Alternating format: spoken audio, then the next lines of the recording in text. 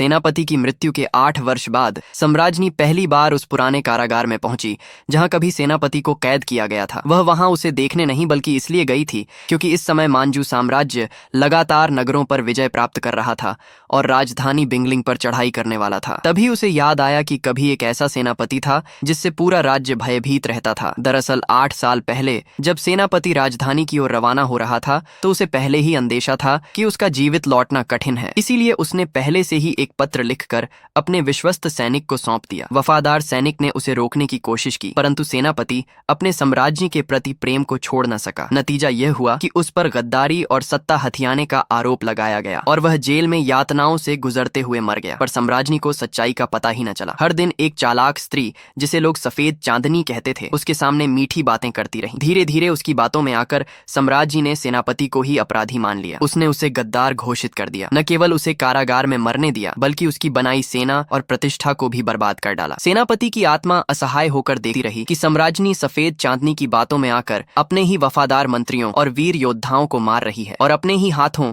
अपने साम्राज्य को नष्ट कर रही है। यहाँ तक कि सेनापति की बनाई सेना भी उसी स्त्री को सौंप दी गई और उसे नया सेनापति मान लिया गया। लेकिन जब वह स्त्री सेना लेकर सीमा पर पहुंची तो असली सैनिकों ने उसका आदेश मानने से इनकार कर दिया, क्योंकि वे सब जानते थे कि सेनापति की मौत का कारण वही थी। इस पर उसने झूठा दिखावा किया और सम्राज्ञी से कहा कि ये सैनिक बस सेनापति के प्रति अधिक वफादार हैं। सम्राज्ञी ने इसे बगावत समझ लिया और आदेश दिया कि सबको मार दिया जाए। सेनापति की आत्मा असहाय होकर देखती रही कि उसके वीर सैनिक अपने ही देशवासियों के हाथों मारे जा रहे हैं और सेना का मनोबल पूरी तरह टूट गया। सफेद चांदनी रोज सम्राज्ञी को भ्रम में डालती रही और धीरे धीरे वह एक निर्दयी और अंधी शासक बन गई। जब मांजू ने दायूं साम्राज्य का एक नगर जीत लिया तब जाकर सम्राज्ञी को खतरे का एहसास हुआ। उस समय सफेद चांदनी ने स्वयं युद्ध पर जाने की इच्छा जताई और मूर्ख सम्राज्ञी ने उसे 10 लाख सैनिकों की सेना सौंप दी। यहाँ तक कि वादा किया कि विजय के बाद वह उससे विवाह करेगी। लेकिन आधा महीना बीत गया और उसका कोई समाचार न आया। दरबारियों ने शक जताया लेकिन सम्राज्ञी को विश्वास नहीं हुआ और कहा कि इतनी बड़ी सेना हार नहीं सकती। तभी एक जासूस आया